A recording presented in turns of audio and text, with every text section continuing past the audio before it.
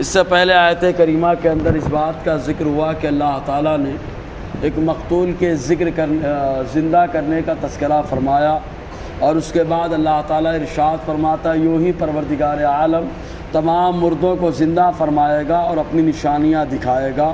اور آج کی جو آیت کریمہ ہے، اس آیت کریمہ میں اللہ تبارک و تعالیٰ نے بنی اسرائیل سے خطاب فرمایا، چونکہ بنی اسرائیل کے اوپر اللہ تعالیٰ نے بہت ساری نعمتیں جیسے من و سلوہ کا نزول اور پتھر سے میٹھے پانی کے چشمے کا جاری ہونا، بادل کا سایہ کرنا، اور ساتھ ہی ساتھ رات کا وقت جو ہو تو آسمان سے جو ہے روشنی کے کھمبوں کا اترنا، دریائے قلزم کا جو ہے اس کے پانی کا ٹھہر جانا، راستے کا بن جانا، بنی اسرائیل کا نکل جانا۔ اور اس طریقے سے اللہ تبارک و تعالیٰ نے توبہ قبولیت کی معذرت، توبہ جو قبول ہوئی اس کے لیے اللہ تبارک و تعالیٰ نے جو ہے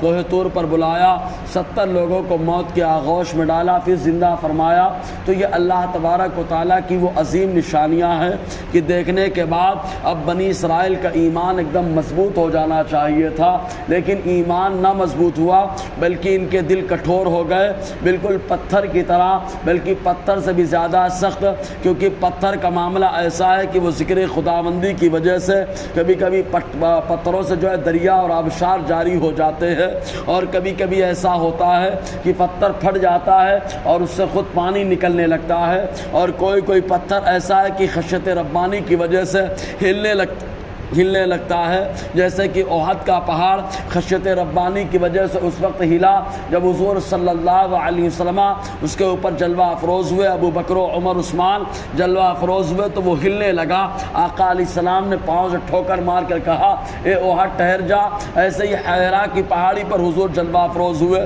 تو وہ بھی پہاڑی ہلنے لگی، آقا علیہ السلام نے پاؤں کی ٹھوکر سے اس کو روک دیا۔ ایسے ہی جبل صبیر کے بارے میں آیا، آقا علیہ السلام جب اس پر چڑھے تو وہ بھی ہلنے لگا، مصطفیٰ نے قدم مار کر پاؤں مار کر اس کو ٹھہرا دیا۔ تو بہت سارے ایسے پتھر ہیں، پہاڑ ہیں جو اللہ تعالیٰ کی خشیت سے لرزتے رہتے ہیں، اور کچھ ایسے ہیں کہ ان سے آبشار نکل پڑتے ہیں، کچھ وہ ہے کہ رستا ہوا پانی جو ہے اپنے اندر سے بہا دیتے ہیں، یہ خشیت خداوندی کی وجہ سے ہے۔ تو پہاڑ بھی تو نرم ہو جاتا ہے، پتھر بھی تو نرم ہو جاتا ہے، لیکن بنی اسرائیل کا دل پتھر سے بھی زیادہ سخت ہو گیا۔ اللہ تبارک و تعالیٰ ارشاد فرماتا ہے ثم قست قلوبکم،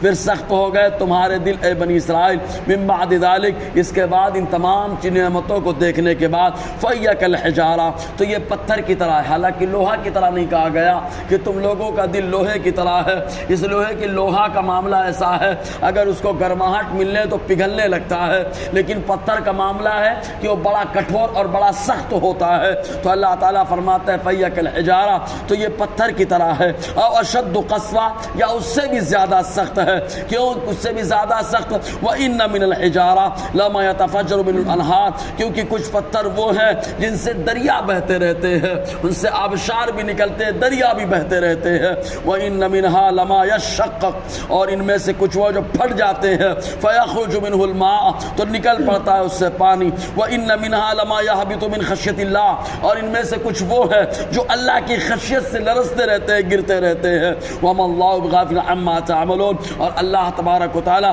تمہارے اعمال سے غافل نہیں ہے۔ اور یہ پتھر کی بات آئی، ایک روایت میں آیا روح البیان کے اندر علامہ اسماعیل حقی علیہ رحمۃ الرضوان نے لکھا، حضور صلی اللہ علیہ وسلم اپنے چچا حضرت امیر حمزہ کے ساتھ ایک پہاڑ کے درمیان سفر کر رہے تھے۔ آپ نے حضرت امیر حمزہ نے شکایت کی کہ مجھے پیاس کا احساس ہو رہا ہے۔ آقا علیہ السلام نے فرمایا سامنے جو پہاڑ ہے جائیے اسے سلام کہیے اور اس سے کہیے جو پانی تمہارے اندر ہے وہ مجھے دے دے۔ چنانچہ امیر حمزہ رضی اللہ تعالی عنہ گئے اور جا کر آقا علیہ السلام کا پیغام سلام سنایا، تو سننے کے بعد پہاڑ زبان حال سے جواب دیتا ہے۔ آپ نے ارشاد فرمایا کہ تیرے اندر جو پانی موجود ہے وہ پانی مجھے نوش کرنے کے لیے، پینے کے لیے دے دے۔ تو پہاڑ کہتا ہے میں رب کی قسم کھا کے کہتا ہوں میرے اندر کا پانی خشک ہو چکا ہے۔ کہا وجہ کیا ہے؟ کہا جب سے اللہ تعالیٰ نے ارشاد فرمایا وقودها الناس والحجارہ، ڈرو اس آگ سے جس کے ایندھن لوگ اور پتھر ہے، تو مارے گھبراہٹ اور خوف کے